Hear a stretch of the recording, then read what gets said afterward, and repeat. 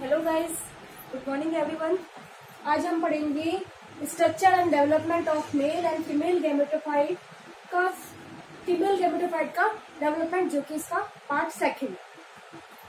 तो female gametophyte में ovule का स्ट्रक्चर हम इससे प्रीवियस वीडियो में पढ़ चुके हैं। आज हम पढ़ेंगे कि फीमेल गैमेटोफाइट का डेवलपमेंट कैसे होता है। तो कैसे डेवलपमेंट होता है ये जान ले।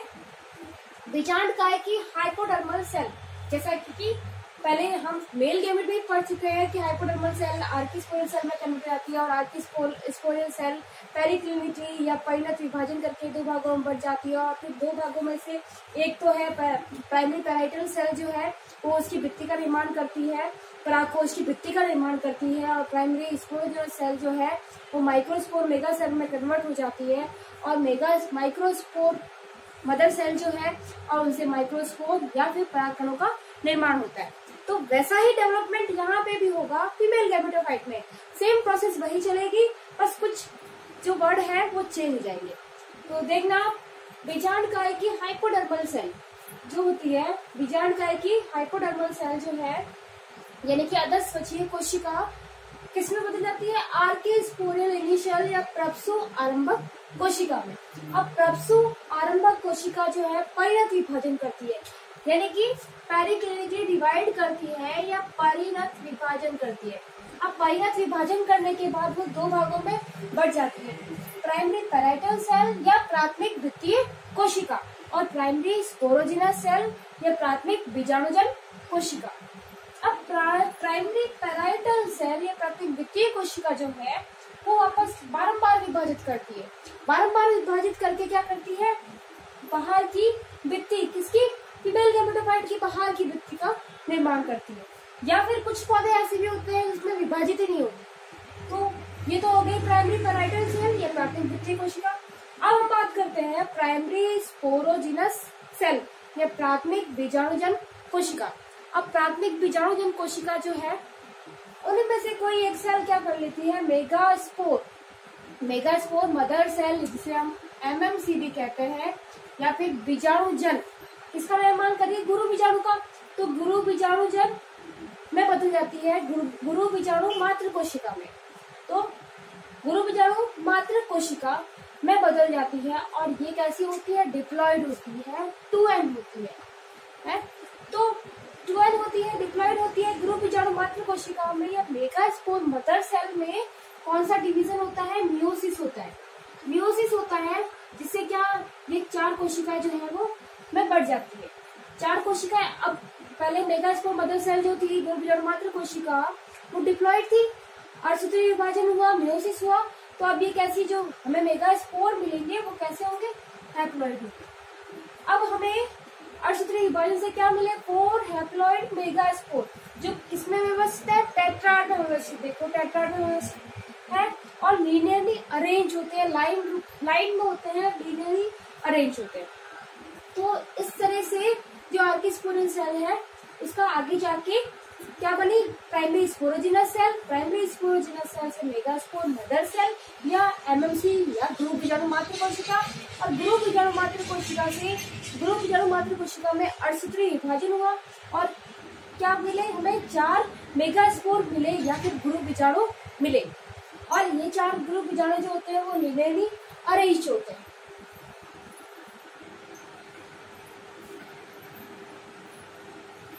वो मेगास्पोर मिले हमें जो लीनियरली अरेंज होते हैं या लाइन अरेंज होते हैं, टेट्राड फॉर्म में होते हैं।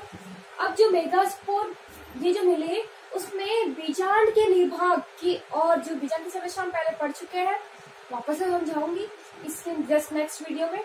तो जो निभाग की ओर व्यवस्थित होता है, निभाग यानी कि कैलेजा की ओर व्यवस्थित होता है, वो ही सक्रिय रहता है और बाकी जो 3 है वो किसके? इसके पोषण में काम में आता है। तो इस तरह से मेगास्पोर जो निभाग की ओर होता है वही सक्रिय होकर फीमेल गैमेटोफाइट बनाता है और बाकी के 3 क्या करते हैं? इसके पोषण में काम में आ जाते हैं। अब वापस से देखना, MMC यानी कि मेगास्पोर मदर सेल, MMC या मेगास्पोर मदर सेल या गुरु बीजाणु मात्र कोशिका, इसमें क्या होता है? ये द्विगुणित थी। किससे डेवलपमेंट हुआ था? आर्किस्पोरियल सेल से। अब मेगास्पोर मदर सेल जो है उसमें क्या हुआ? मियोसिस हुआ या अर्धसूत्री विभाजन हुआ। अर्धसूत्री विभाजन से क्या हुआ कि 4 कोशिका एक मेगास्पोर मदर सेल से या एक गुरु बीजाणु मात्र कोशिका से 4 क्या बनी, मेगास्पोर बने। 4 मेगास्पोर बने जो टेट्राड फॉर्म में थे। अब ये कैसे हो गए, हैप्लॉइड हो गए, अगुणित हो गए। हैप्लॉइड होने के बाद जो निभाग की ओर व्यवस्थित है, यानी कि जो निभाग की ओर व्यवस्थित है, मैं पूरा डायग्राम नहीं बना रही हूँ, केवल सेल समझा रही हूँ आपको, तो समझ लेना। जो निभाग की ओर व्यवस्थित है वो तो सक्रिय होता है, और जो दूसरे 3 जो है वो इसके पोषण में काम में आ गए। ये 3 क्या होंगे, पोषण में काम में आ जाएंगे, और ये जो है वो सक्रिय रूप से क्या करेगा, फीमेल गैमेटोफाइट का डेवलपमेंट बनाने का काम करेगा।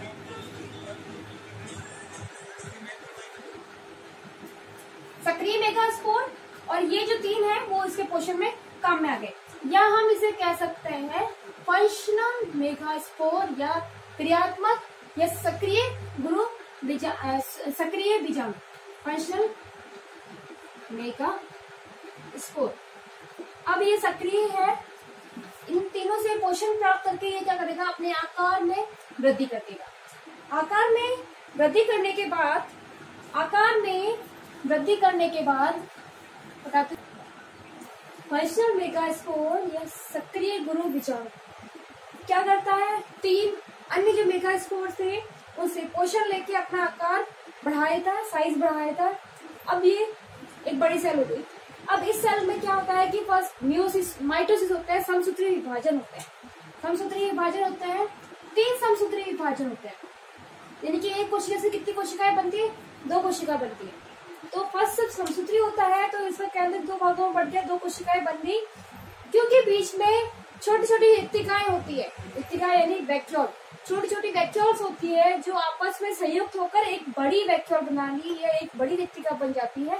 और बड़ी रिक्तिका बनने के कारण वापस से समझना कि छोटी छोटी रिक्तिकाएं होती है, वो छोटी छोटी रिक्तिकाएं आपस में संयुक्त होकर ये बड़ी रिक्तिका बना लेती है। और बड़ी रिक्तिका बनने के कारण जो बीजांड होता है उसकी जो कोशिकाएं समसूत्री विभाजन करके 2 कोशिकाओं में बटी, वो दोनों कोशिकाएं ध्रुवों की ओर चली जाती है। अब ध्रुवों की ओर चले जाने के बाद नेक्स्ट सेकेंड माइटोसिस या द्वितीय समसूत्री विभाजन होता है।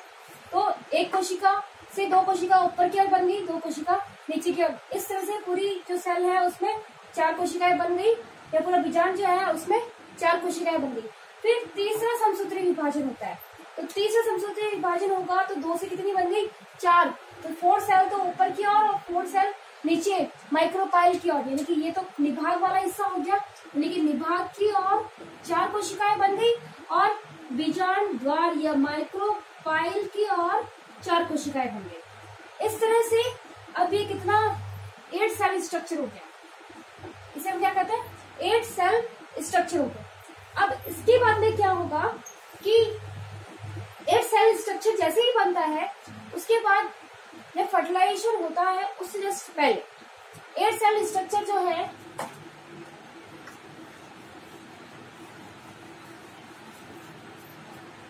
ये हमारा 8 सेल स्ट्रक्चर 1, 2, 3 एंड 4 और 4 ही नीचे, इनमें से एक सेल जिसे हम क्या बोलते हैं, पोलर न्यूक्लियाई या ध्रुवीय केंद्र, एक सेल सेंटर में आ जाती है।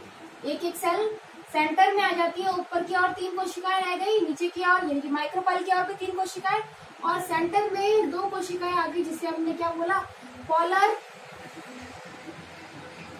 न्यूक्लियाई या ध्रुवीय केंद्र। अब ये ध्रुवीय केंद्र क्यों कहलाया, क्योंकि ये ऊपर से नीचे आया और एक नीचे से बीच में आई, यानी कि एक माइक्रोपाइल की ओर से 4 कोशिकाओं में से एक कोशिका बीच में आ गई, सेंटर में आ गई, और एक निभाग की ओर से एक कोशिका सेंटर में आ गई। अब अभी भी ये 8 सेल स्ट्रक्चर ही है। अब फिर क्या होगा, ये ध्रुवीय केंद्र जो है जिसमें 2 न्यूक्लियस है और 2 सेल है, ये कुछ समय बाद फर्टिलाइज हो जाती है, आपस में फ्यूज हो जाती है, आपस में फ्यूज हो जाएगी और क्या बना लेगी, 1 सेल तो एक ही रहेगी पर न्यूक्लियस कैसे होंगे, 2, क्योंकि दोनों ध्रुवीय केंद्र जो है वो आपस में कोशिकाएं तो मिल गई पर केंद्र नहीं मिले। तो इसलिए हम इसको सेकेंडरी न्यूक्लियस भी कहते हैं, या सेकेंडरी न्यूक्लियस, क्योंकि ये दोनों आपस में क्या हो गई, फ्यूज हो गई। अब ये जो स्ट्रक्चर होगा वो कैसा कहलाएगा, 7 सेल 8 न्यूक्लियाई स्ट्रक्चर। देखो ऐसा इसलिए कहलाया क्योंकि 1 2 3 निभाग की ओर या कैलेसा की ओर, 1 2 और 3 माइक्रोपाइल की ओर या बीजाणुघर की ओर कोशिकाएं व्यवस्थित होती है। ये तो क्या बनाती है, नीचे वाली जो 3 कोशिकाएं हैं ये एग एपरेटस बनाती है, एग एपरेटस बनाती है, और ऊपर वाली जो कोशिका है वो प्रतिमुखी कोशिकाएं या फिर एंटीपॉडल सेल बनाती है, और जो बीच की कोशिका है वो सेकेंडरी न्यूक्लियस कहलाती है या सेकेंडरी न्यूक्लियाई कहलाती है। तो सेकेंडरी न्यूक्लियाई में इसलिए बोला क्योंकि ध्रुवीय केंद्र जो है आपस में फ्यूज हो गए थे, और दोनों न्यूक्लियस जो है वो अभी फ्यूज नहीं हुए, केवल जो सेल है, सेल मेम्ब्रेन दोनों की फ्यूज हो जाती है और एक सेल में कन्वर्ट।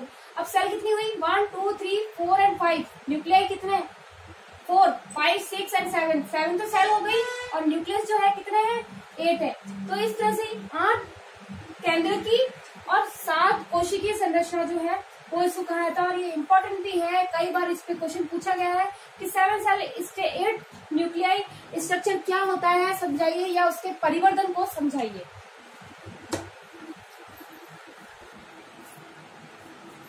ये पॉलीगोनम टाइप बीजांड कहलाता है, ये इसके इंटीग्यूमेंट है, जैसे हम पहले पढ़ चुके हैं। ये आउटर इंटीग्यूमेंट कहलाता है, ये इनर इंटीग्यूमेंट कहलाता है।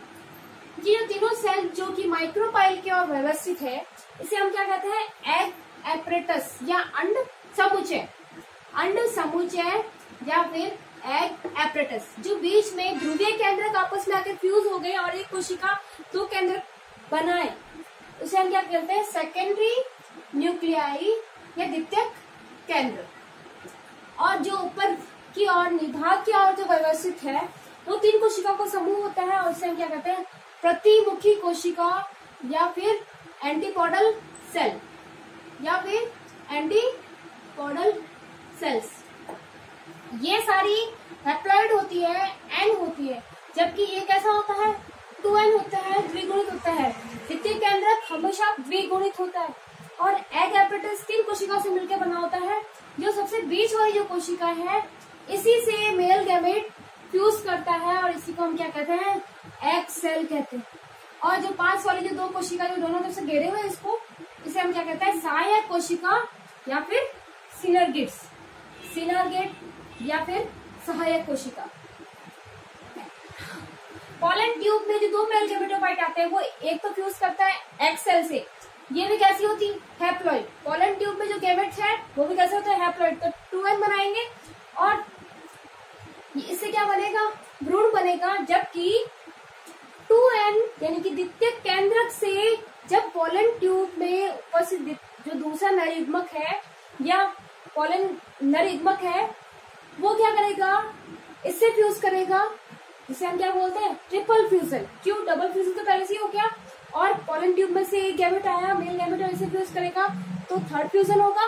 तो इसी प्रोसेस को हम ट्रिपल फ्यूजन कहते हैं। इससे आगे जाके जो है वो भ्रूणपोष का परिवर्तन होता है या भ्रूणपोष का निर्माण होता है। भ्रूण का निर्माण केवल एक सेल से होता है, बाकी सारी सेल डिजेनरेट हो जाती है इसको पोषण देने के लिए। इस तरह से आज हमारा ये lesson structure and development of male and female gametophyte complete हुआ। Thank you, have a nice day.